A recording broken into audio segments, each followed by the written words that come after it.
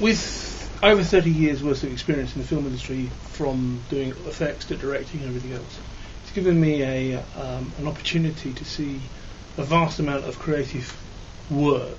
So what excited me when I saw Richard's idea was that this was a new way of thinking, a new way of putting creativity down, a new way of creating that and captivating that.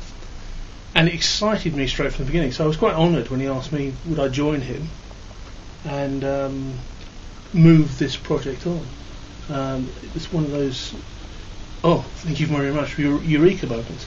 And I feel very honoured to be invited on board. What I really liked about the original idea was that an awful lot of work had gone into it, an awful lot of thought had gone into it, and it hit buttons that I've never seen pressed before. The whole deconstruction of the norm, the way of doing things, and the whole construction of finding shapes and finding designs in everyday life, the way that it makes you stop and look at everything else, is something that we've probably done within the effects industry with spaceships and things like that, and maybe the odd design thing, but no one has ever brought it together in a coherent way that can be taught. And I think this is a start of something that can go on beyond the schools, beyond the colleges, and it can be a way of looking at the world. And I think there's not very many times in your life where you actually get that and see that. And I saw it straight away. And the potential was enormous. The process and the thought. And Richard really had got that 100% together. And it works. And I don't think anybody who looks at it won't see that it works. It's a very different way of looking at the world.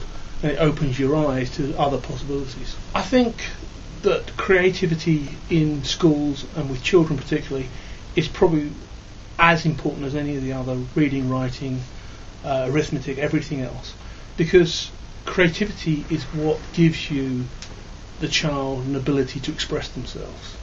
Now, creativity is in many, many different forms, but it also is incredibly good for your confidence that you actually produce something. You actually make something happen with your hands. It influences how the child looks at the world. And I believe that if you can get a child to be creative, it also fills in an awful lot of other areas, and it produces an outlet for them. If they can go and be creative and be proud of what they create, which is what Richard's system does, I think they end up appreciating themselves more and becoming aware of themselves. And all these different layers end up increasing their confidence. And a confident child is a child who will go out and master the world.